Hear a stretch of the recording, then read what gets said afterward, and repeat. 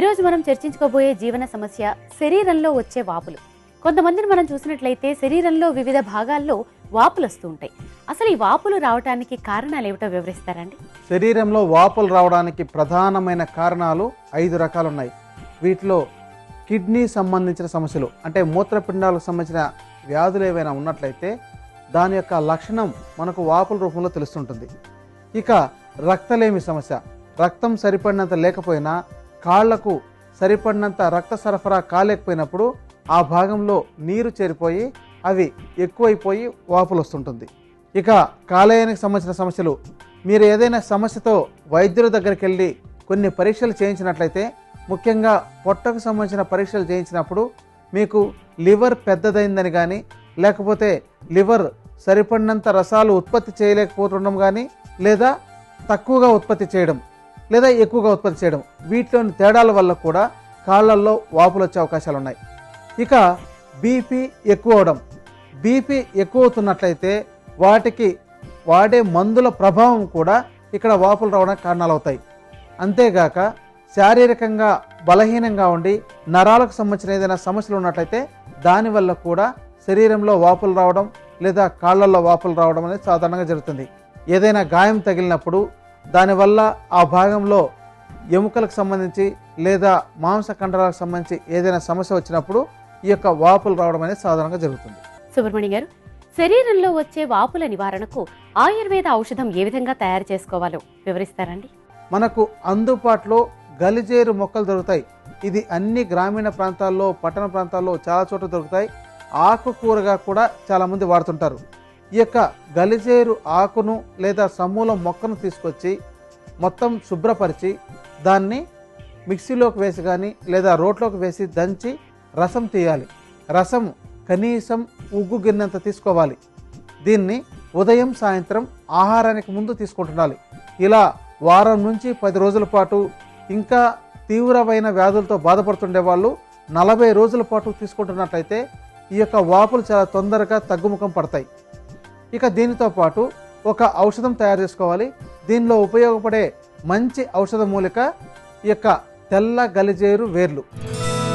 తెల్ల గలిజేరు ఇది మనకు గ్రామీణ ప్రాంతాల్లో లభించేదే కనుక మీరు సేకరించుకొని దీన్ని తాజాగా ఉన్నదాన్ని ఎండబెట్టి చూర్ణం తయారు చేసుకుని ఉపయోగించుకోవాలి. లేదా క్వాద చూర్ణం తయారు చేసుకుని ఉపయోగించుకున్నా సరే ఎలాంటి ఇబ్బంది ఉండదు. క్వాద చూర్ణం అంటే చిన్న చిన్న ముక్కలుగా తయారు చేసుకొని అలాగే మనం దాచుకోవాలి. ఇక్కడ మీరు తెలుసుకోవడం కోసం గలిజేరు వేర్లను, గలిజేరు చూర్ణాన్ని మాత్రమే చూపెడుతున్నాం. ఔషధం తయారు చేయడానికి మీరు 100 గ్రాముల మోతాదులో తీసుకోవాలి. ఇప్పుడు ఔషధానికి తగినంత వేస్తున్నాం. దీని తర్వాత కావాల్సిన మంచి ఔషధం దేవదారు చెక్క. దేవదారు చెక్క మనకు గ్రామీణ ప్రాంతాల్లో లభిస్తుంది. ఇది తెలియని వాళ్ళు ఆయుర్వేద మూలికలు అమ్మే దుకాణాల్లో దేవదారు చెక్క అంటే ఇస్తారు. ఆ యొక్క చెక్కను తీసుకొచ్చి క్వాద చూర్ణం తయారు చేసుకోవాలి, లేదా పూర్తిగా చూర్ణంగా కూడా తయారు చేసుకోవచ్చు. దీనిని 50 గ్రాముల మోతాదులో తీసుకోవాలి. ఇప్పుడు ఔషధం తయారు చేయడానికి తగినంత మోతాదులో వేస్తున్నాం. దీని తర్వాత కావాల్సిన మంచి ఔషధం మానిపసుపు. దారుహరిద్ర లేదా మానిపసుపు అనే పేరుతో మార్కెట్లో లభిస్తుంది. దీనిని కూడా మీరు సేకరించుకొని క్వాద చూర్ణంలాగా తయారు చేసుకోవాలి. 50 గ్రాముల మోతాదులో తీసుకోవాలి. ఇప్పుడు ఔషధం తయారు చేయడానికి తగిన మోతాదులో వేస్తున్నాం. దీని తర్వాత కావాల్సిన మంచి ఔషధం తెల్ల చిత్రమూలం వేరు. చిత్రమూలం అనే పేరుతో మనకు మార్కెట్లో లభిస్తుంది. అంతేకాక ఇది గ్రామీణ ప్రాంతాల్లో బాగా పెరిగే మొక్క కనుక మీరు తాజాగా ఉన్నదాన్ని సేకరించుకుని ఉపయోగించుకుంటే చాలా బాగా పనిచేస్తుంది.